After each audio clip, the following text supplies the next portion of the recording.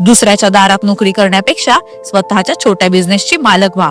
मागून टाळ्यांचा आवाज सकाळच्या शांततेतही जोरात येत होता. पूजा मामी मोबाईलवर कोणाशी तरी बोलत होती. आवाजात वेगळाच आत्मविश्वास होता.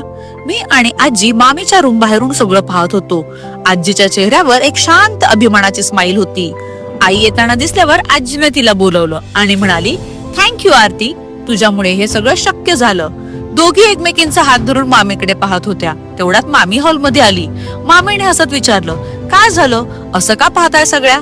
तेव्हा आई तिला म्हणाली, तुला पाहून आज खूप छान वाटतंय पूजा, तुझ्यातला आत्मविश्वास खूप काही सांगून जातोय.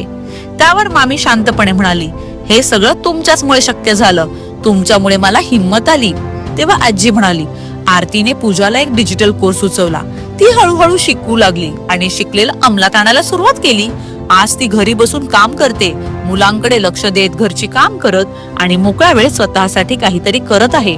त्यावर आत्मविश्वासाने मामी म्हणाली, आता कसलीच चिंता नाही, सगळं घर बसल्या करता येतं. शिकायला वेळ मिळावा म्हणून सगळ्या कामाचं प्लॅनिंग करायला शिकले. त्यामुळे घरची कामं पटकन होऊ लागली आणि स्वतःसाठीही वेळ मिळू लागला.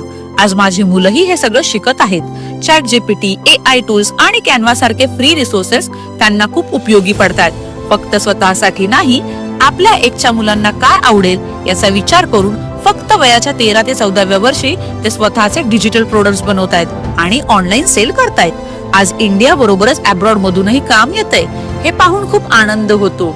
एक आई शिकली की सगळं घर शिकतं असं का म्हणायचंय ते आज खऱ्या अर्थाने कळतंय. एकच कोर्स घेतला आणि आमचं संपूर्ण घर डिजिटली शिकायला लागलं. इंस्टाग्राम बरोबरच युट्यूब पण सुरू केलं, जिथे आजीच्या रेसिपी सुद्धा शेअर होऊ लागल्या. स्वतःचा बिझनेस तर वाढलाच, पण आता इतरांच्या बिझनेसला पण मदत करता येते आणि म्हणूनच आर्थिक स्वातंत्र्याबरोबर घरात सगळं सुरळीत सुरू झालंय. शिक्षणासाठी गुंतवलेले काही हजार रुपये आज मला आर्थिक स्वातंत्र्य देत आहेत, स्वतःची ओळख देत आहेत आणि स्वतःच्या स्वप्नांवरती विश्वास ठेवायची ताकद देत आहेत.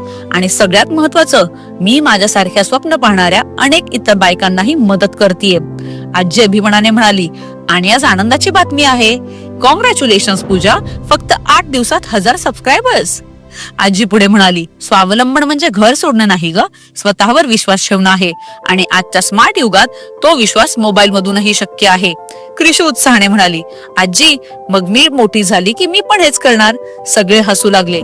मैत्रिणींनो, ही रील जर तुम्हाला आवडली असेल तर लाईक, शेअर आणि सेव्ह करा. तुम्हालाही स्वतःचं असं काहीतरी म्हणून सुरू करायचं असेल तर आत्ताच ही रील मला DM करा आणि या अकाउंटला लगेच फॉलो करा डेली मोटिवेशन साठी.